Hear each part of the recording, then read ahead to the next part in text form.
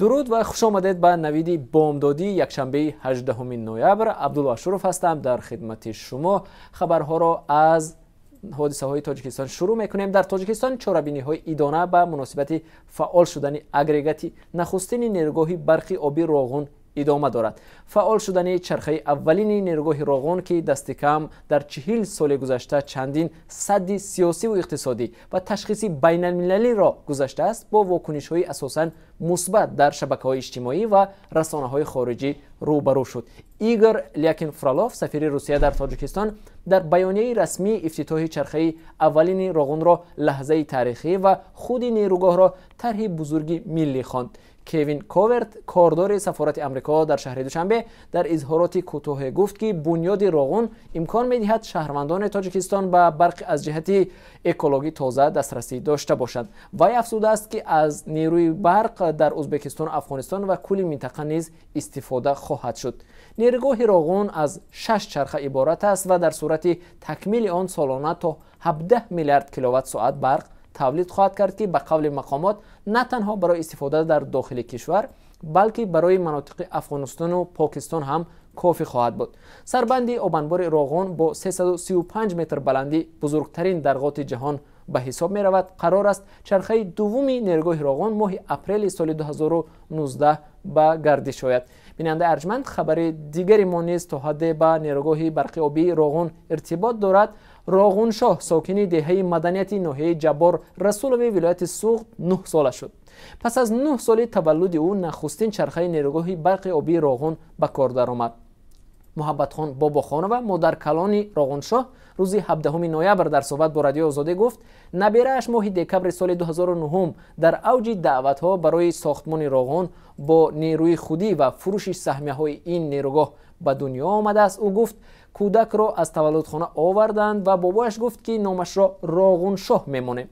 با نام نبیره‌شان به مبلغ 5000 سامانه سهمیه نیز خریدند، با امیدی که راغون ساخته شود و نبیره ما به حیث انرژتیک در همین نیروگاه کار کند، گفت مادر کلان. راغون شاه فرزند دومی خاندان است و عین زمان در مکتب رقمی 21 دهه مدنیت جماعت گلخانه ناحیه جبار رسولوف تحصیل می کند. راغون شاه که عین حال در صنف سوم می خواند، برعکس خواسته بابا آرزوی به مثل پدر و عمک‌هایش یک شخصی نظامی شدن را دارد. اما مادر کلان میگوید که هنوز این یک شوق کودکی است و شاید با بزرگتر شدن راغون شاه کسب انرژتیک را انتخاب کند. در اوج فروش سهمیه‌های نیروگاه راغون در سال 2010 در ناحیه یاوان، والدان تصمیم گرفتند که نام طفل خود را سهمیه بانو گذارند. برای سهمیه بانو نامگذاری کردن طفل که یک نوع تبلیغ معرکه سهمیه فروشی به حساب می‌رفت، براتلی یوسفوف، رئیس وقت ناحیه یاوان، به والدان این طفل به مبلغ 5000 سامانی سهمیه راغون را تقدیم کرد. بیننده ارجمند، خبر دیگری که هم داریم به نیروگاه راغون ربط میگیرد. نوریدین جان اسماعیلوف، رئیس پارلمان ازبکستان، با سفری رسمی به تاجیکستان خواهد آمد. مقامات مجلس نمایندگان تاجیکستان گفتند سفر اسماعیلوف از 19 تا 22 نوامبر ادامه میکند. محمد عطا سلطانوف، سخنگوی مجلس نمایندگان، گفت نوریدین جان اسماعیلوف در جریان سفر خود به دوشنبه با پرزیدنت امامعلی رحمان و رئیس مجلس نمایندگان شکرجان ظهوروف گفتگو خواهد کرد. انتظار می رود رئیس پارلمان ازبکستان از آثارخانه ملی، کاخ نوروز، کارخانه ناقل تلکا، نیروگاه و آبانبار نارک دیدن کند. و خبر دیگری نیز داریم از تاجیکستان است. مقامات امنیتی تاجیکستان آمار آخرین را درباره شماره جنگجویان تاجیک در صف گروهی تندروی دولت اسلامی را اعلان کردند. بر اساس این آمار که هفته گذشته در پارلمان تاجیکستان صدا داد، 1899 نفر شهروندان تاجیکستان به حیث جنگجوی داعش معرفی شدند. این آمار تا ماه سپتامبر امسال را در بر میگیرد. قبلا مقامات تعداد شهروندان تاجیکستان در هیئت گروهی تندروی دولت اسلامی را 1100 نفر شمرده بودند. منصور جان عمرف، معاون اول رئیس کمیته دولتی امنیت ملی تاجیکستان، آخر هفته گذشته در پارلمان گفته است مشکل دیگر آن است که شماره زیاد عائله ها در سوریه و عراق و افغانستان قرار دارند. پس از کشته شدن سربازانشان، زنها از دست به دست گشته، کودکان زیر تاثیر تشکیلات‌های تروریستی قرار میگیرند. عمرов گفته است شهروندان تاجیکستان اساساً طریق ترکیه و شهرهای مسکو و بیشکک، دبی و باکو به عراق و سوریه انتقال یافتند. بنابر اطلاع او تا کنون تقریبا 80 شهروند تاجیکستان به وطن برگردانده شده، بیش از 1700 نفر تحت جستجو قرار گرفتند. گفته نشده است که چی تعداد از جنگجویان تاجیک در جنگ‌های خاورمیانه کشته و چقدر از خانواده‌ها به خصوص زنان و کودکان در آنجا باقی ماندند. گروهی تندروی دولت اسلامی در سال 2014 در سوریه و عراق ادعای خلافت کرد و زمان نظارت از 1 حصه قلمرو عراق و بخش‌های کلان از سوریه را در اختیار داشت. سال گذشته نیروهای عراقی در عملیات‌های پی در پی آنها را از منطقه‌های زیر نظارت بیرون راندند و در سوریه نیز نفوذ آنها به شکل قابل ملاحظه کاهش یافت. کمیته دولتی امنیت ملی تاجیکستان ادعا دارد که دایره‌های منفعت‌دار بعضی کشورها جنگجویان تاجیک را از عراق و سوریه و کشورهای دیگر به منطقه‌های نزد مرزی افغانستان انتقال داده و در آنجا پایگاهی نو می‌سازند. قبلا جنگیان از جانب سرپرستان خارجی تعلیم و تربیت ایدئولوژی و نظامی گرفته، سپس با مقصد صادر نمودن عملهای دیورسیونی و تروریستی به تاجیکستان سفربر میشوند، شرح داده است منصور جان عمرов.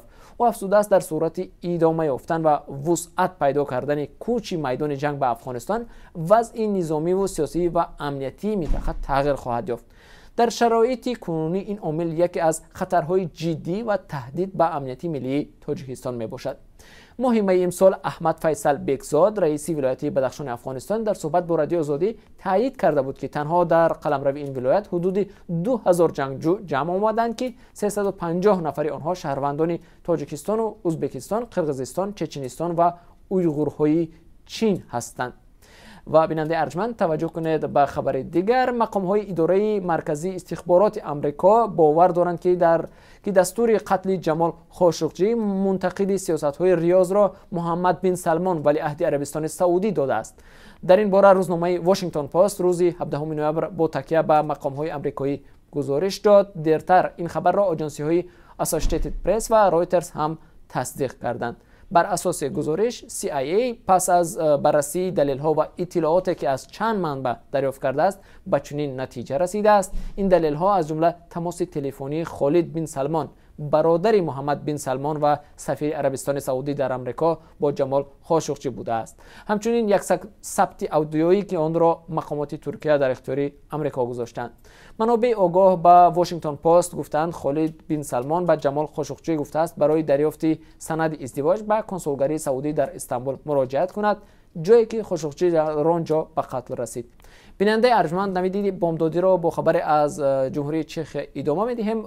روز 17 نوامبر در چخ نمایشی گسترده اعتراضی برگزار شد که استعفای نخست وزیر اندری بابیش را طلب می‌کرد. به گفته خبرنگاری رادیو سوابودا نمایش اعتراضی با اشتراک چندین هزار نفر برگزار شد. آنها نخست وزیر را به دروغگویی و سوء استفاده مالی متهم کردند. اعتراضها بعد پخش خبرها آغاز شد که بابیش پسرش اندری بابیش خردی را از بازپرسی در زمینه سوء استفاده کمک‌های مالی اتحاد اروپا پنهان کرد. بابیش خردی گویا اجباراً به نیم جزیره کریم که از طرف روسیه اشغال شده است انتقال یافت. مسکو این خبر را توطئه عنوان کرد. سخنگوی وزارت کارهای خارجه روسیه ماریا زاخارova گفت به نظر می‌رسد که این توطئه با هدف‌های داخلی بافته شده است. خود بابیش قبلا گفته بود که پسر او ربودن نشده است و بودوباش او در کریم اختیاری است. نخست وزیر افزود که اندری بابیش خردی گرفتار مشکلات روانی یا بیماری شیزوفرنی است. با گفته سیاستمدار نشر صحبت با پسر او با هدف بدنام کردن خود نخست وزیر و استعفای حکومت انجام داده شده است. پسر نخست وزیر چخ 36 سال دارد. او مالکی بخش عمده سهمیه‌های مجموعه استراحتی چپ هنیزدا و یا لانه لیلک است که با یارانه اتحاد اروپا بنیاد شده است. اما بنابر مشکل روانی او را به بازجویی جلب نکردند. معلوم نیست که تشخیص بیماری او تلاش گریز از تفتیشات است یا خیر. بیننده ارجمند خبر دیگر داریم از عالم ورزش.